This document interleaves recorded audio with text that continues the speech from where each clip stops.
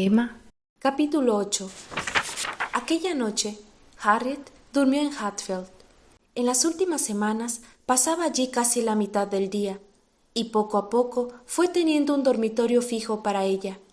Y Emma juzgaba preferible en todos los aspectos retenerla en su casa segura y contenta, todo el tiempo posible, por lo menos en aquellos momentos. A la mañana siguiente tuvo que ir a la casa de la señora Goddard, por 1 o 2 horas, pero ya se había convencido que volvería a Hatfield para quedarse allí durante varios días. Durante su ausencia llegó el señor Knightley y estuvo conversando con el señor Woodhouse y Emma, hasta que el señor Woodhouse, que aquella mañana se había propuesto salir a dar un paseo, se dejó convencer por su hija de que no lo aplazara, y la insistencia de ambos logró vencer los escrúpulos de su cortesía, que se resistía a dejar al señor Knightley por aquel motivo. El señor Knightley, que no tenía nada de ceremonioso, con sus respuestas concisas y rápidas, ofrecía un divertido contraste con las interminables excusas y corteses vacilaciones de su interlocutor. Señor Knightley, permítame que me tome esta licencia. Si usted quisiera excusarme, si no me considera usted demasiado grosero, yo seguiría el consejo de Emma y saldría a dar un paseo de 1/4 de hora. Como el sol se ha puesto, creo que sería mejor que diera mi paseíto antes de que refrescara demasiado. Ya ve que no hago ningún cumplido con usted, señor Knightley. Nosotros, los inválidos, nos consideramos con ciertos privilegios. Por Dios, no faltaba más. No tiene usted que tratarme como un extraño. Le dejo con mi hija, que es un excelente sustituto. Emma estará muy complacida de atenderle. Así que vuelvo a pedirle 1000 perdones y me voy a dar mi vueltecita, mi paseo de invierno. Me parece muy buena idea, señor Woodhouse. Yo le pediría muy gustoso que tuviera bien acompañarme, señor Knightley, pero ando muy despacio y a usted le sería muy pesado acomodarse a mi paso. Y además ya tiene usted que dar otro largo paseo para volver a Donwell Abbey. Muchas gracias. Es usted muy amable, pero yo me voy ahora mismo, y creo que lo mejor sería que saliese usted cuanto antes. Voy a buscarle la carpa larga y le abro la puerta del jardín. Por fin, el señor Woodhouse se fue, pero el señor Knightley, en vez de disponerse a salir también, volvió a sentarse como si estuviera deseoso de más conversación. Empezó hablando de Harriet, y haciendo espontáneamente grandes elogios suyos, más de los que Emma había oído jamás en sus labios. Yo no podría alabar su belleza tanto como usted, dijo él, pero es una muchacha linda, y me inclino a creer que no le faltan buenas prendas.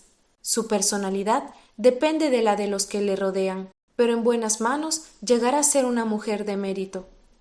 Me alegra saber que piensa usted así, y confío en que no eche de menos esas buenas manos. Vaya, dijo él, veo que lo que está deseando es que le haga un cumplido, de modo que le diré que gracias a usted ha mejorado mucho. Usted le ha hecho perder su risita boba de colegiala, y eso dice mucho en favor de usted. Muchas gracias. Confieso que me llevaría un disgusto si no pudiera creer que he servido para algo, pero no todo el mundo nos elogia cuando lo merecemos. Usted, por ejemplo, no suele abrumarme con demasiadas alabanzas. Decía usted que la está esperando esta mañana, ¿no? Sí, de un momento a otro. Por lo que dijo, yo hubiera debido de estar de vuelta. Algo la debe haber hecho retrasarse, tal vez alguna visita. Qué gente más charlatana la de Highbury. Qué fastidiosos son. A lo mejor Harriet no encuentra a todo el mundo tan fastidioso como usted. Emma sabía que esto era una verdad demasiado evidente para que pudiera llevarle la contraria, y por lo tanto guardó silencio. Al cabo de un momento, el señor Knightley añadió con una sonrisa: No pretendo fijar tiempo ni lugar, pero debo decirle que tengo buenas razones para suponer que su amiguita no tardará mucho en enterarse de algo que la alegrará. ¿De veras? ¿De qué se trata? ¿Qué clase de noticia será esta? Oh, una noticia muy importante, se lo aseguro, dijo aún sonriendo. ¿Muy importante? Solo puede ser una cosa. ¿Quién está enamorado de ella? ¿Quién le ha hecho confidencias? Emma estaba casi segura de que había sido el señor Elton quien le había hecho alguna insinuación. El señor Knightley era un poco el amigo y el consejero de todo el mundo, y ella sabía que el señor Elton le consideraba mucho. «Tengo razones para suponer», replicó, «que Harry Smith no tardará en recibir una proposición de matrimonio procedente de una persona realmente intachable. Se trata de Robert Martin. Parece ser que la visita de Harriet a Abbey Mill el verano pasado ha surtido sus efectos. Está locamente enamorado y quisiera casarse con ella».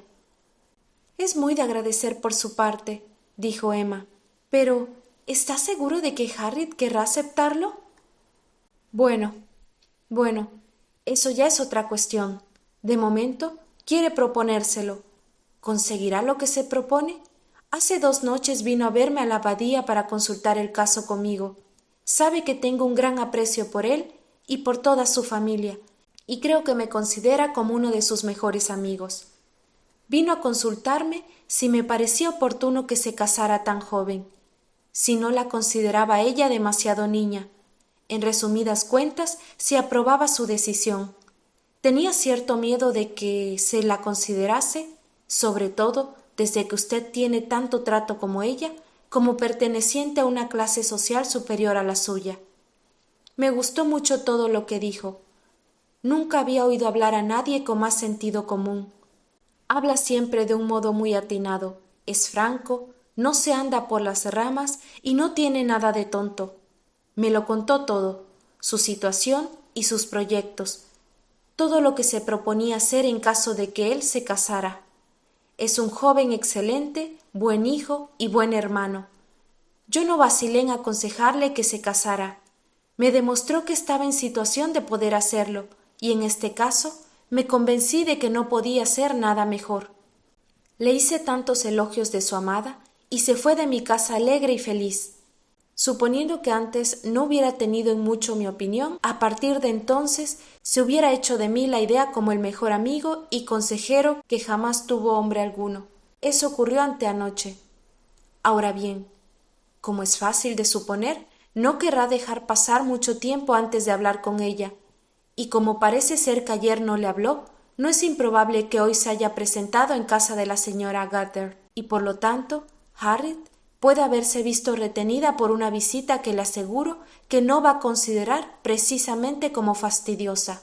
«Perdone, señor Knightley», dijo Emma, que no había dejado de sonreír mientras él hablaba. «Pero, ¿cómo sabe usted que el señor Martin no le habló ayer?» «Cierto», replicó él, sorprendido. «La verdad es que no sé absolutamente nada de ello, pero lo he supuesto. ¿Es que ayer Harriet no estuvo todo el día con usted?» «Verá», dijo ella, «en justa correspondencia a lo que usted me ha contado, yo voy a contarle a mi vez algo que usted no sabía. El señor Martin habló ayer con Harriet, es decir, le escribió y fue rechazado». Emma se vio obligada a repetirlo para que su interlocutor lo creyese, y al momento el señor Knightley se ruborizó de sorpresa y de contrariedad, y se puso de pie indignado diciendo: «Entonces es que esta muchacha es mucho más boba de lo que yo creía. Pero, ¿qué le ocurre a esa infeliz?»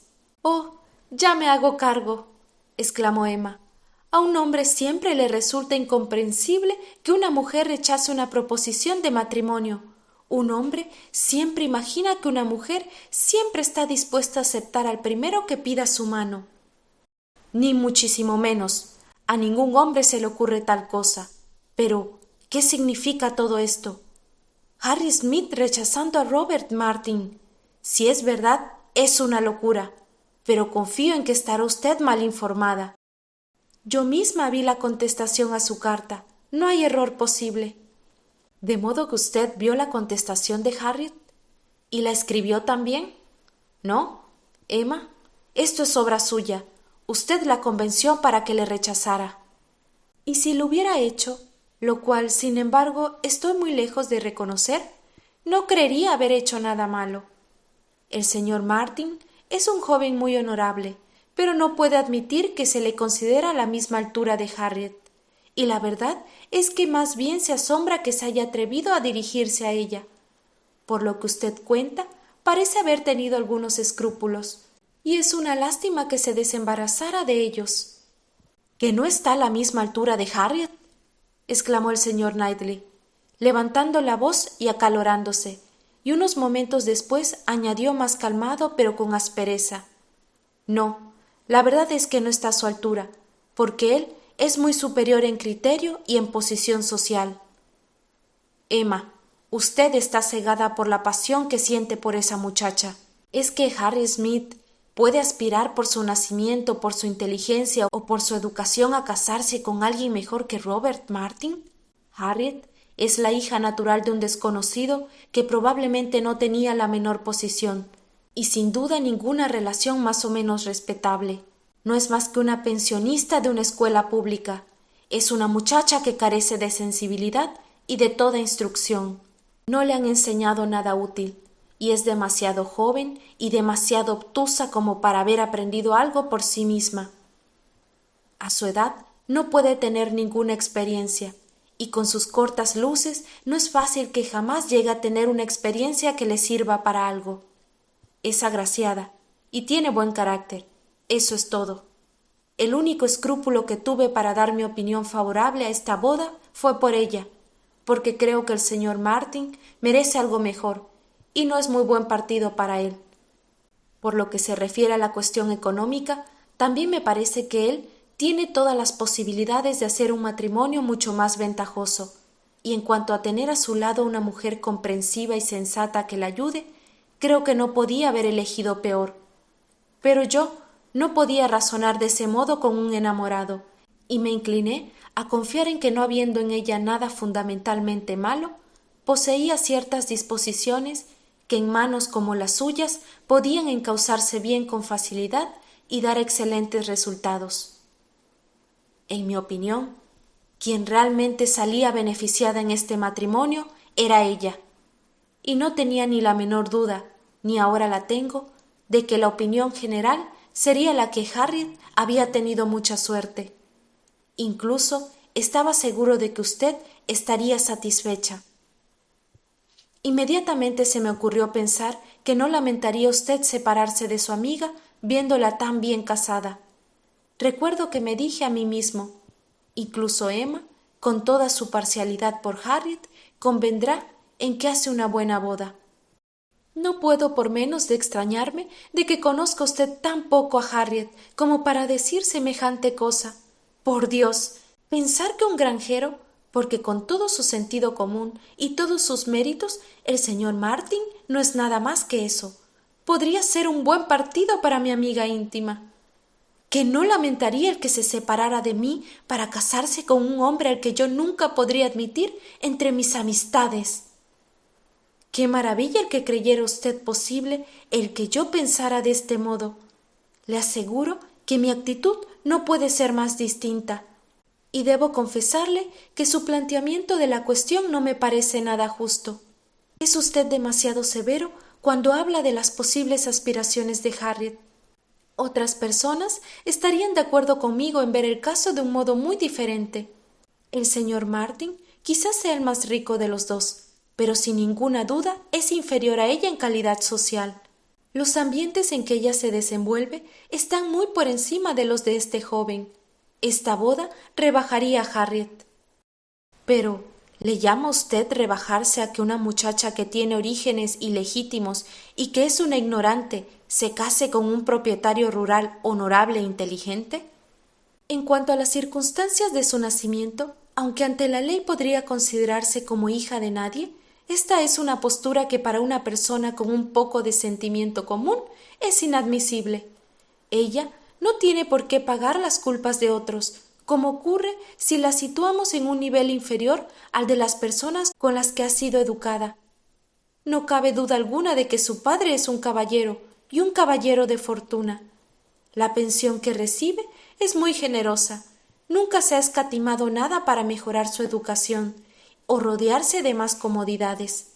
Para mí, el que sea hija de un caballero es algo indudable.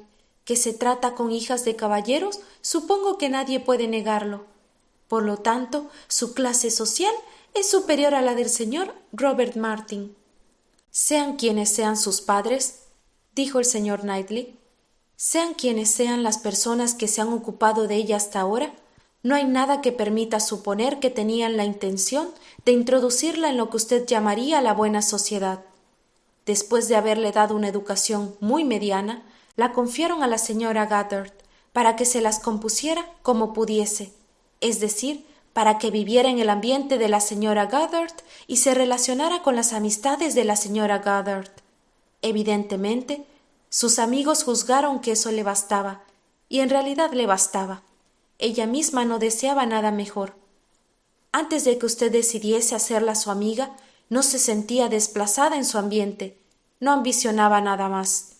El verano pasado con los Martins se sentía completamente feliz. Entonces no se creía superior a ellos. Y si ahora cree esto, es porque usted la ha hecho cambiar. No ha sido usted una buena amiga para Harriet Smith, Emma.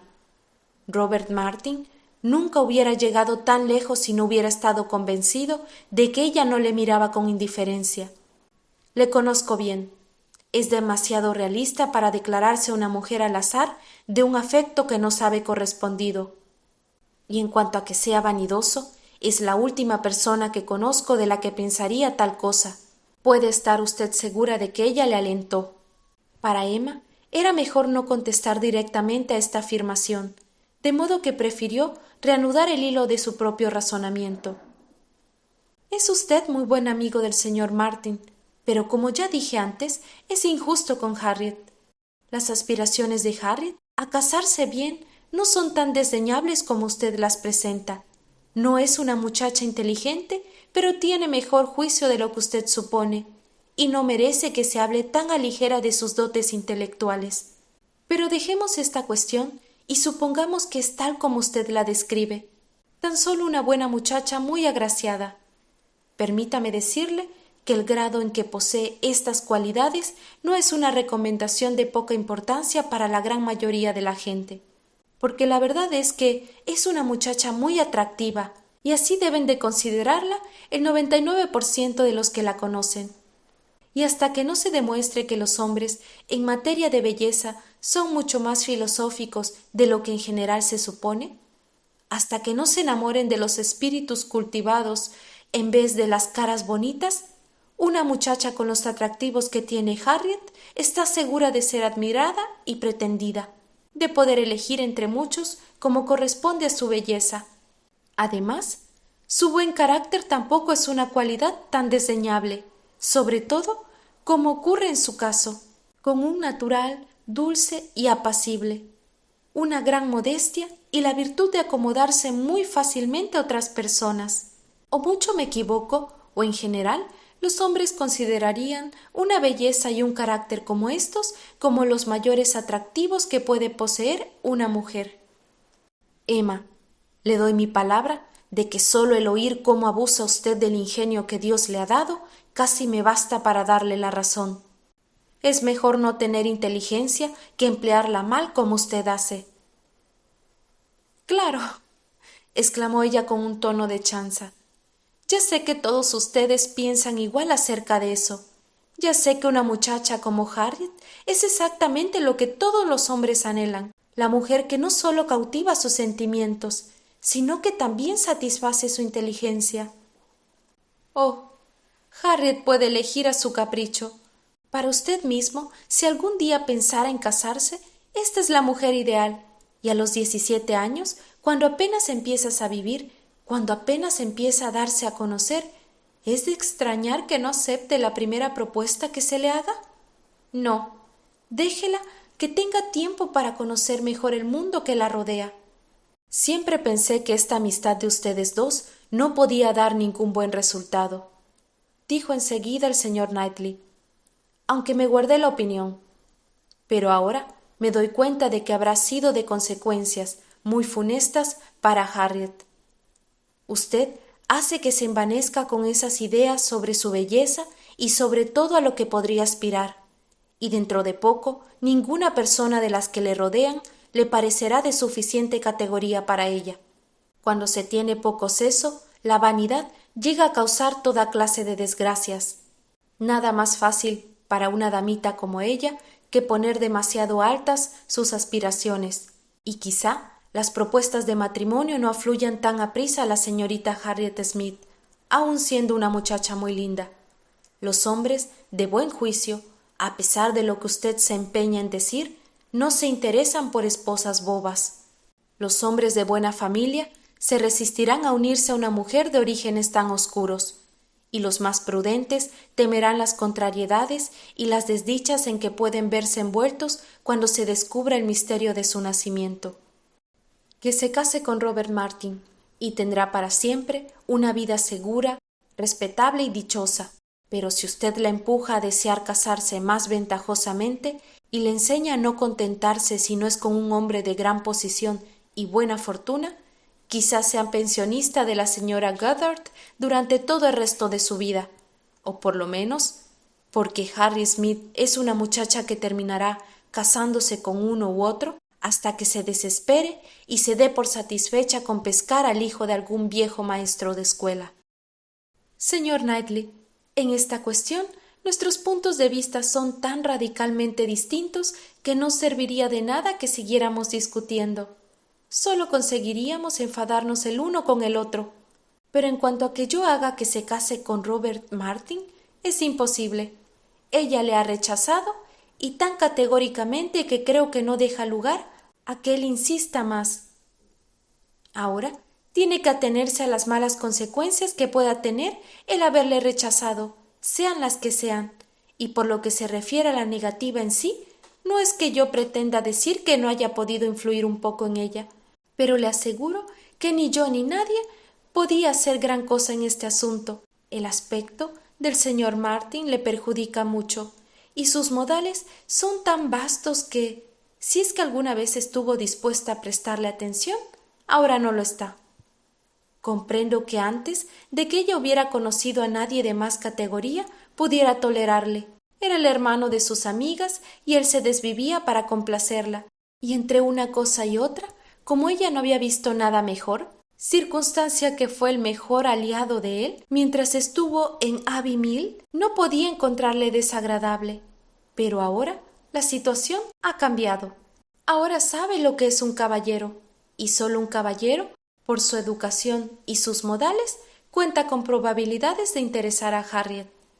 ¡Qué desatinados! En mi vida había oído cosa más descabellada, exclamó el señor Knightley. Robert Martin pone sentimiento, sinceridad y buen humor en su trato, todo lo cual lo hace muy atractivo, y su espíritu es mucho más delicado de lo que Harriet Smith es capaz de comprender. Emma no replicó y se esforzó por adoptar un aire de alegre despreocupación, pero lo cierto es que se iba sintiendo cada vez más incómoda y deseaba con toda su alma que su interlocutor se marchase. No se arrepentía de lo que había hecho. Seguía considerándose mejor capacitada para opinar sobre derechos y refinamientos de la mujer que él. Pero, a pesar de todo, el respeto que siempre había tenido por las opiniones del señor Knightley le hacía sentirse molesta de que esta vez fueran tan contrarias a las suyas, y tenerle sentado delante de ella, lleno de indignación, le era muy desagradable. Pasaron varios minutos en un embarazoso silencio, que sólo rompió Emma en una ocasión intentando hablar del tiempo, pero él no contestó. Estaba reflexionando. Por fin manifestó sus pensamientos con estas palabras: Robert Martin no pierde gran cosa. Ojalá se dé cuenta, y confío en que no tardará mucho tiempo en comprenderlo. Solo usted sabe los planes que tiene respecto a Harriet, pero como no oculta usted a nadie sus aficiones casamenteras, es fácil adivinar lo que se propone y los planes y proyectos que tiene. Y como amigo, solo quiero indicarle una cosa: que si su objetivo es Elton, creo que todo lo que haga será perder el tiempo. Emma reía y negaba con la cabeza. Él prosiguió: puede tener la seguridad de que Elton no le va a servir para sus planes. Elton es una persona excelente y un honorabilísimo vicario de Highbury, pero es muy poco probable que se arriesgue a hacer una boda imprudente. Sabe mejor que nadie lo que vale una buena renta. Elton puede hablar según sus sentimientos, pero obrará con la cabeza. Es tan consciente de cuáles pueden ser sus aspiraciones como usted puede serlo de las de Harriet. Sabe que es un joven de muy buen ver y que vaya donde vaya se le considerará como un gran partido.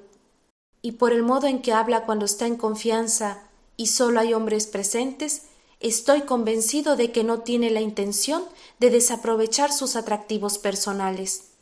Le he oído hablar con gran interés de unas jóvenes que son íntimas amigas de sus hermanas y que cuentan cada una con 20,000 libras de renta. Le quedo muy agradecida, dijo Emma, volviendo a echarse a reír. Si yo me hubiera empeñado en que el señor Elton se casara con Harriet, me haría usted un gran favor al abrirme los ojos. Pero por ahora solo quiero guardar a Harriet para mí. La verdad es que ya estoy cansada de arreglar bodas. No voy a imaginarme que conseguiría igualar mis hazañas de Randalls. Prefiero abandonar en plena fama antes de tener ningún fracaso. Que usted lo pase bien, dijo el señor Knightley, levantándose bruscamente y saliendo de la estancia. Se sentía muy enojado. Lamentaba la decepción que se había llevado su amigo, y le dolía que él, al aprobar su proyecto, fuera también un poco responsable de lo ocurrido, y la intervención que estaba convencido de que Emma había tenido en aquel asunto le irritaba extraordinariamente. Emma quedó enojada también, pero los motivos de su enojo eran más confusos que los de él. No se sentía tan satisfecha de sí misma, tan absolutamente convencida de que tenía razón y de que su adversario se equivocaba, como era el caso del señor Knightley. Este salió de la casa mucho más convencido que Emma de tener toda la razón. Pero la joven no quedó tan abatida como para que, al cabo de poco, el regreso de Harriet no le hiciera volver a estar segura de sí misma. La larga ausencia de Harriet empezaba a inquietarla. La posibilidad de que Robert Martin fuera a casa de la señora Goddard aquella mañana y se entrevistara con Harriet e intentara convencerla, la alarmó. El horror a experimentar un fracaso terminó siendo el motivo principal de su desasosiego.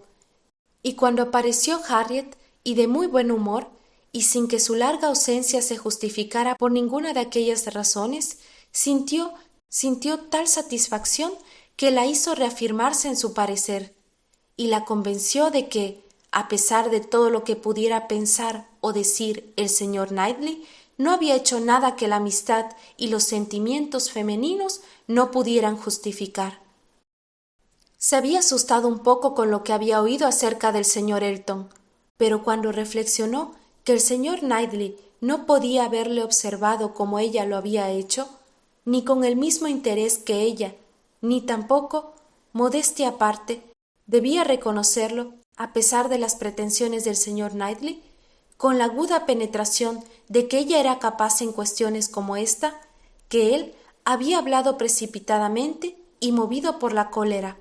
Se inclinaba a creer que lo que había dicho era más bien lo que el resentimiento le llevaba a desear que fuera verdad, más que lo que en realidad sabía.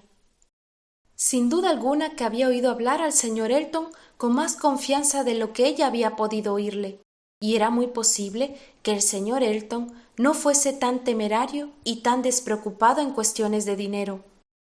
Era posible que les prestase más atención que a otras, pero es que el señor Knightley no había concedido suficiente importancia a la influencia de una pasión avasalladora en pugna con todos los intereses de este mundo. El señor Knightley no veía tal pasión y, en consecuencia, no valoraba debidamente sus efectos. Pero ella lo había visto, con sus propios ojos, y no podía poner en duda que vencería todas las vacilaciones que una razonable prudencia pudiera en un principio suscitar, y estaba muy segura de que el señor Elton, en aquellos momentos, no era tampoco un hombre demasiado calculador ni excesivamente prudente. La animación y la alegría de Harriet le devolvieron la tranquilidad.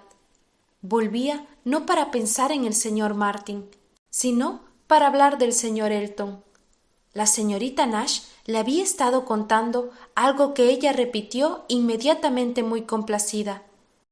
El señor Perry había ido a casa de la señora Goddard para visitar a una niña enferma, y la señorita Nash la había visto y él había contado a la señorita Nash que el día anterior, cuando regresaba de Clayton Park, se había encontrado con el señor Elton, advirtiendo con gran sorpresa que éste se dirigía a Londres y que no pensaba volver hasta el día siguiente por la mañana, a pesar de que aquella noche había la partida de whist, a la cual antes entonces nunca había faltado, y el señor Perry se lo había reprochado, diciéndole que no era justo que se ausentara precisamente él, el mejor de los jugadores, e intentó por todos los medios convencerle para que aplazara su viaje para el día siguiente. Pero no lo consiguió. El señor Elton había decidido partir, y dijo que le reclamaba un asunto por el que tenía un especialísimo interés y no podía aplazar por ninguna causa, y añadió algo acerca de que le habían encargado una envidiable misión y que era portador de algo extraordinariamente valioso. El señor Perry no acabó de entenderle muy bien, pero quedó convencido de que debía haber alguna dama por en medio, y así se lo dijo, y el señor Elton se limitó a sonreír muy significativamente y se alejó de allí con su caballo, dando muestras de hallarse muy satisfecho. La señorita Nash le había contado a Harriet todo esto, y le había dicho otras muchas cosas sobre el señor Elton, y dijo, mirándola con mucha intención, que ella no pretendía saber de qué podía tratarse aquel asunto, pero que lo único que sabía era que cualquier mujer a la que el señor Elton eligiese se consideraría la más afortunada del mundo, pues, sin ninguna clase de dudas, el señor Elton no tenía rival ni por su apostura ni por la afabilidad de su trato.